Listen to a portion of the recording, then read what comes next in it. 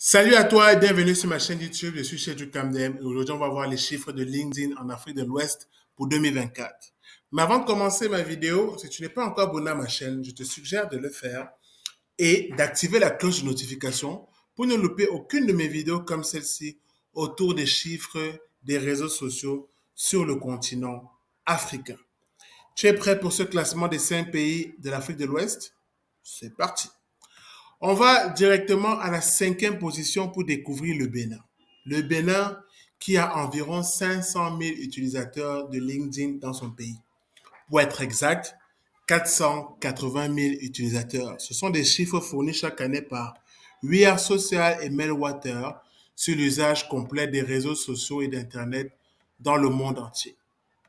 Quatrième position, on va un peu toujours à l'ouest pour retrouver le pays de la Teranga, le Sénégal qui compte 1,1 million d'utilisateurs sur le réseau social professionnel LinkedIn qui appartient à Microsoft, principalement concentré dans la ville de Dakar, ces utilisateurs de LinkedIn. Et ça montre vraiment la force de ce réseau social professionnel qui réussit quand même à imposer le million d'utilisateurs.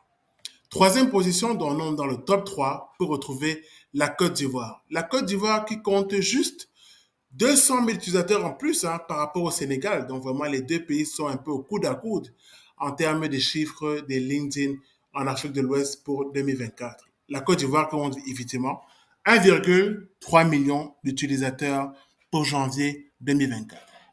Et maintenant, on va laisser les pays francophones pour aller dans les pays anglophones. Pour 2024, à la deuxième position, on a le Ghana. Le Ghana qui compte 2,6 millions d'utilisateurs.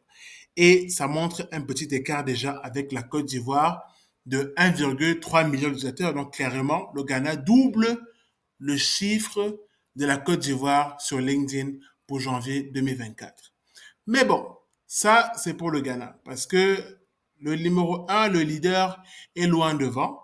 Et il s'agit bien évidemment de nos amis Naija. C'est le Nigeria. Le Nigeria pour janvier 2024 compte 9,1 millions d'utilisateurs. C'est le numéro 1 en Afrique de l'Ouest sur Internet et sur les réseaux sociaux.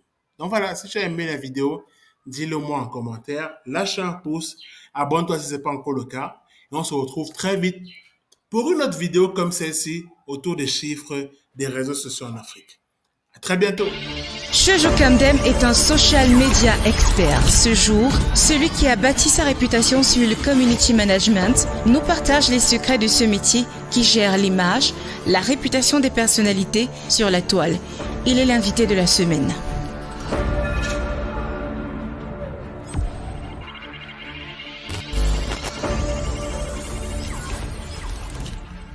Alors, la définition standard, enfin l'une des définitions standards du community management, c'est un gestionnaire ou une gestionnaire de la présence et de la réputation d'une entité, donc marque, entreprise ou personnalité, sur les plateformes sociales, notamment les réseaux sociaux.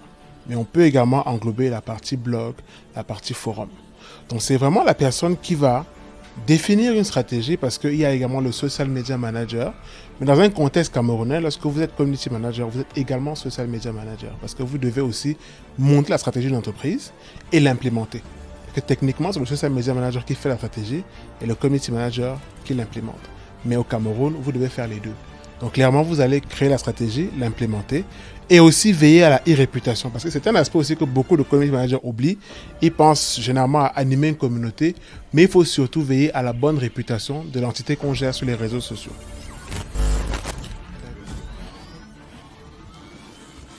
Alors, avant d'arriver aux compétences techniques, d'accord, je vais d'abord rester sur les compétences humaines. Parce qu'il faut savoir que quand on est community manager, on va parler à des gens. Donc on va animer une communauté comme je l'ai expliqué. Donc clairement, pour moi, il y a des qualités humaines qu'on doit avoir. La première, il faut être diplomate. Parce que vous allez discuter avec les gens, vous allez rencontrer des conflits. La seconde, il faut être empathique. Parce que généralement, les gens vont venir avec des problèmes, des fois très graves. Et pour ne pas justement passer pour une marque avec un côté froid sur les réseaux sociaux, vous devez apporter un peu de la chaleur et comprendre les préoccupations des personnes. Aspect empathique. La troisième chose justement, c'est de pouvoir avoir l'esprit ouvert. Parce que être un community manager, ça demande aussi d'être curieux et ça aussi le côté, la culture des réseaux sociaux. Parce que généralement, dans le domaine du community management, j'ai souvent envie de dire, la seule constante, c'est le changement. Ce qu'on va prendre, ce qu'on a pris en 2022, ce n'est pas ce qui va se passer en 2023. Actuellement, on est un peu bousculé avec l'intelligence artificielle qui bouscule un peu l'activité des community managers. Donc clairement, il y a des nouveautés, il y a des changements dans le domaine.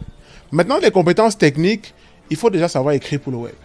Parce qu'il y a écrit peut-être pour le journalisme, il y a également écrit pour Internet. Il faut savoir aussi comprendre le fonctionnement des algorithmes et des réseaux sociaux.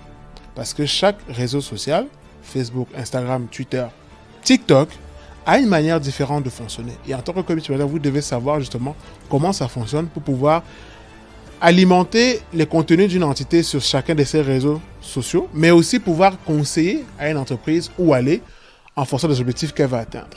Et puis bon, à côté, vous pouvez aussi avoir des compétences plus poussées, que ce soit dans le domaine graphique, c'est-à-dire si en tant que community manager, vous pouvez monter des visuels et créer des vidéos, c'est vraiment un plus parce que vous allez pouvoir être un bon community manager avec plusieurs casquettes et des fois, ne pas forcément avoir toujours recours à un graphisme pour faire certaines tâches assez basiques dans votre domaine. Peut-être ajouter un logo sur une image, mettre des sous-titres ou coller des vidéos.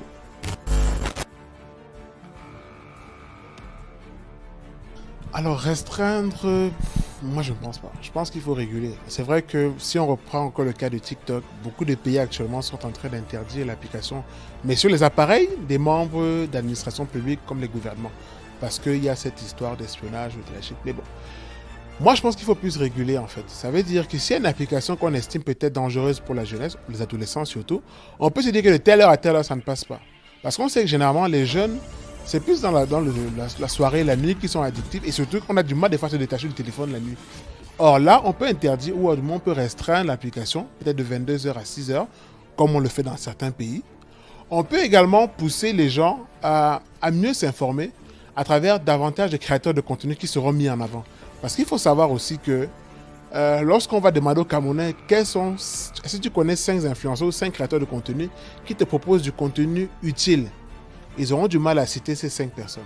En revanche, si on vous demande 5 créateurs de contenu qui proposent des contenus humoristiques, la liste peut aller rapidement à 20. Donc du coup, même déjà, dans nos choix personnels, on est poussé des fois à ces contenus ludiques.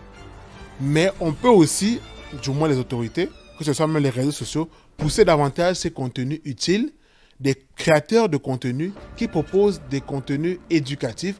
On peut les pousser davantage ou en former davantage pour justement noyer un peu ce côté ludique qui a pris un peu le pouvoir sur les réseaux sociaux.